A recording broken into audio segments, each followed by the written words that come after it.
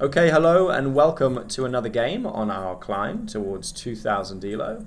Our opponent is rated 799 and is from, that looks like the Kazakh flag, Kazakhstan, yes.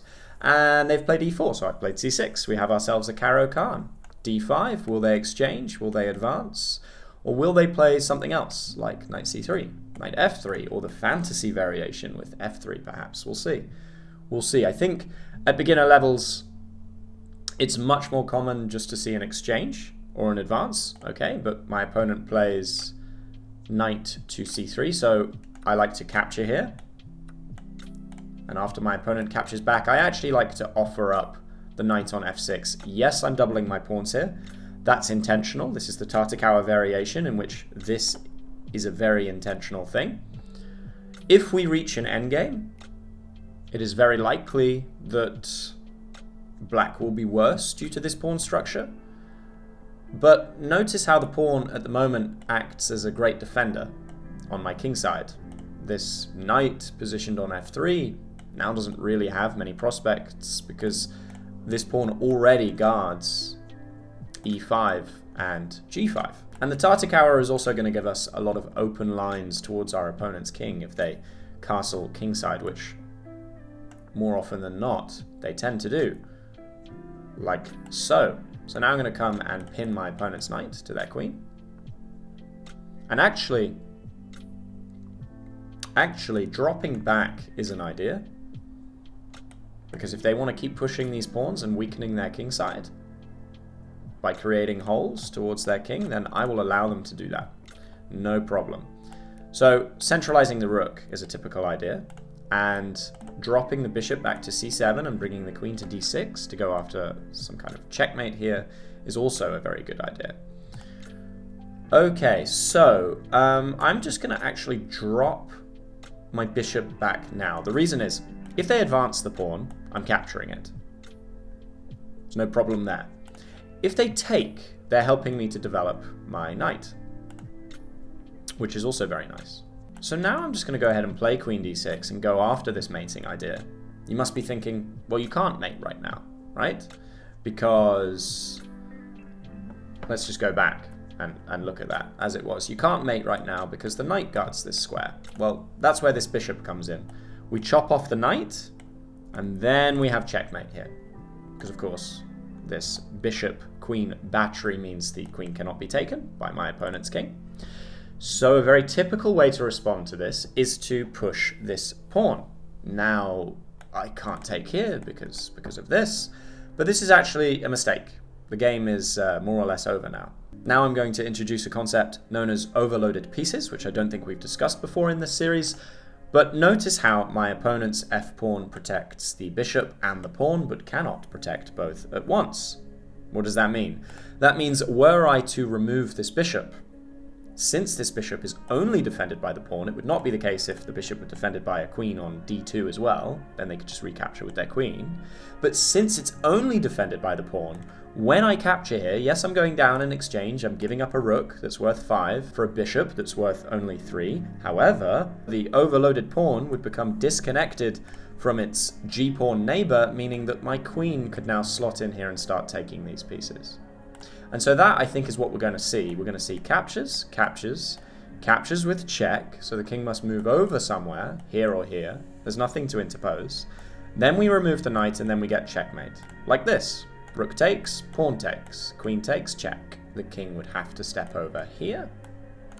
Now we have checkmate here, except the knight protects. So again, we return to this idea of removing the defender. We remove the knight and it doesn't matter if they take back with the rook or with the queen. We have checkmate here. Okay, so there's no reason to complicate things. We just take the knight. We could have taken this pawn first, but let's just remove the defender and open the door to mate. And this is why I like to play the Tartakower. These doubled pawns were no problem, were they? Because we managed to checkmate our opponent in 16 moves. Okay, welcome to another game with the white pieces. We will be kicking things off with e4, and we are very almost there. 918 elo. Our opponent plays bishop c5. Now we can actually, I think, go ahead and play f4 here. The idea being that if our opponent captures, we will get an enormous center because we will be attacking our opponent's bishop with d4. They will have to drop the bishop back, after which we will claim the pawn. But I'm not a huge fan of that line because of the queen h4 ideas that can come after. I mean, they are easily dealt with, but I would rather stick to our principles and develop our pieces and hope that our opponent plays knight to c6.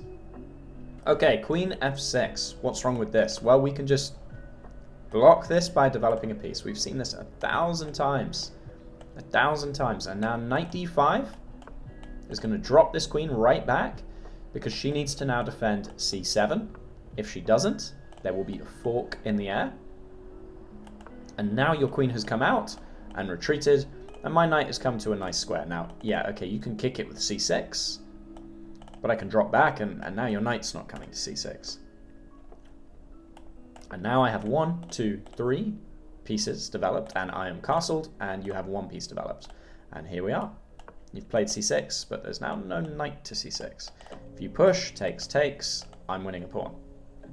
And this pawn would be undefended. Now I'm thinking of knight e2, c3, d4 kind of ideas. a3 maybe just to... Oh, okay, right. Okay. Now I'm actually thinking just bishop e3. Let's open things up. Let's open things up. I'm going to take on doubled pawns.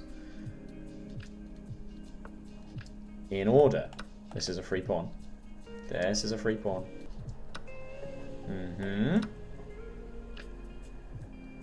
Okay, now the way that my opponent tried to play that move order out, I haven't even really doubled my pawns. This is protected. But I got what I wanted, which was the open file. And because you didn't take here immediately, I managed to undouble my pawns. Alright, what's going on here is we're now going to take this free pawn, and 1, 2, 3 attackers on f7. 3 attackers on f7. And if bishop e6, we will take that piece and then pick up this pawn. And it's already game over. This is far too strong an attack. Far too strong an attack. And all because, I've said it 1,000 times, oh look, they played bishop e6. Okay, great. So, I guess I can pre-move this, although I don't need to. I've said this 1,000 times. I'll keep saying it. Stop moving your queen out so early. Just stop it. It doesn't do you any favors. All right, so there we are. That's a nice check. So you will be interposing with the queen, so that's a free knight.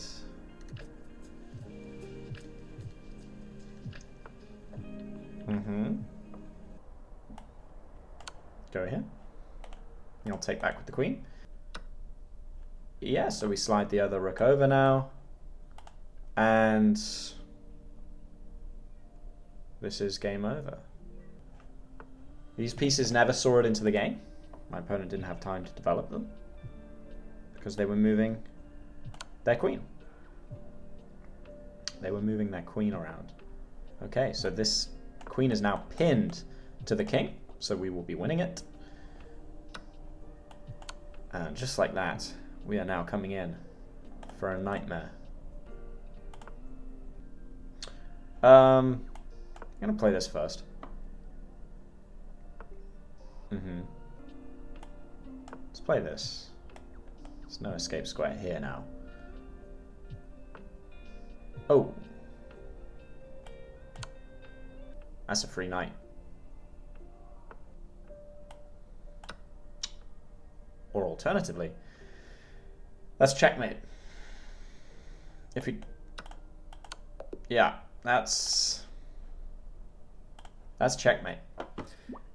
Oh, they want a rematch. Yes. Yes, let's rematch this person. And let's see if they bring their queen out on move 2. Let's do it. Oh my goodness. Oh my goodness. I can't draw arrows because I'm so flabbergasted that they actually did it. Yeah, e5. Knight d5. This is exactly the same as what we had in our last game. Exactly the same. So let's take the center. Probably better to have taken with the pawn there and given my knight c6, but whatever. This is still absolutely fine. I'm going to develop my bishop. Pre-move this. Look at this. Look at this. This is exactly what our other opponent did, right? We've already had this game. I don't understand what's going on. I don't understand what is going on. I will take this pawn because it is free, and then I will retreat my piece. What is happening? And if knight takes, pawn takes, and if bishop b5 check, knight to d7. Okay, cool. So now we're going to retreat, and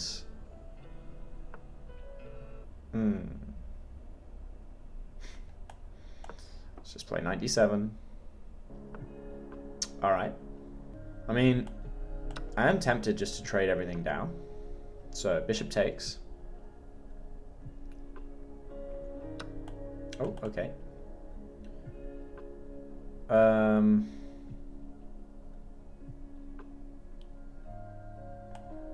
It's probably not the best move, but I just want to demonstrate how irritating it can be if you bring your queen in the game so early, having to move it around so many times. And if my opponent is not careful, they're going to run into queen d5 and hang their rook, which would be really embarrassing. Ooh. How do I want to do this? Let's grab the piece right away, because it's free. And then when my opponent recaptures with their queen, hit their queen again. Oh, queen trade, yes please. Yes, please. And now we will castle, because we're up a piece, essentially. A pawn and an exchange. We're up 3 in material. This knight can reroute to d5 at some point.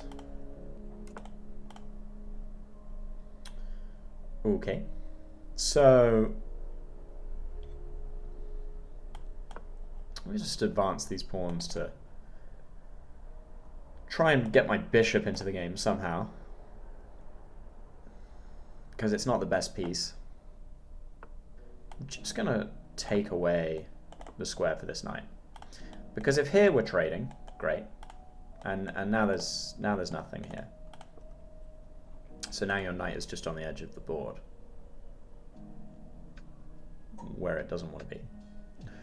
And bishop e7, and okay, fine. Yeah, that works. Let's come back this way.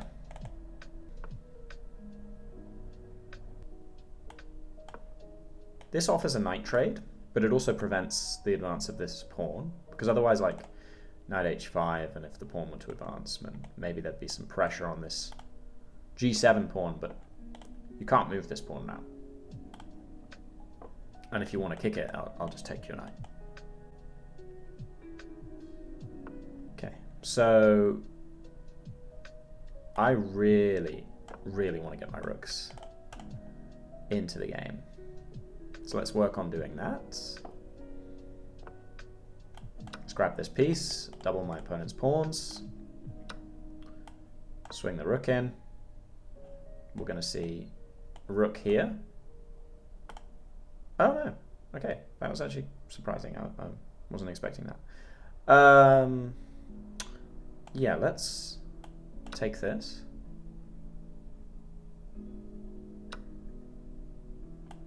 Offer a trade. Might drop back here to attack my pawn.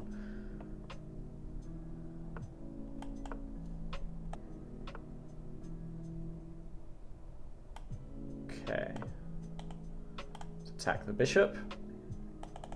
Gain tempo. And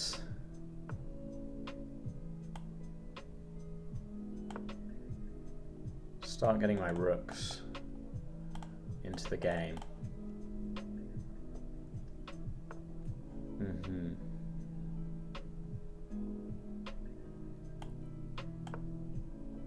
So my opponent wants this check.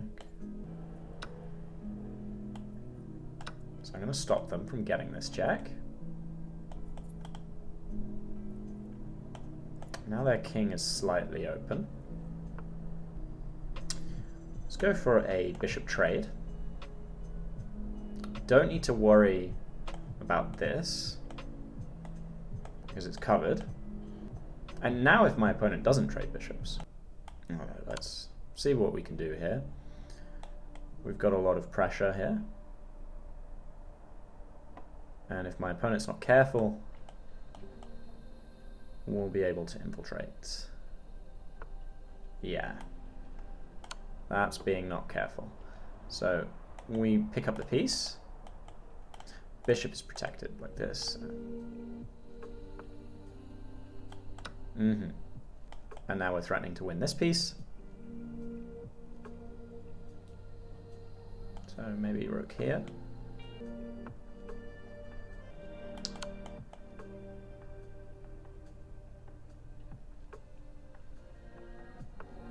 Oh, okay, yeah.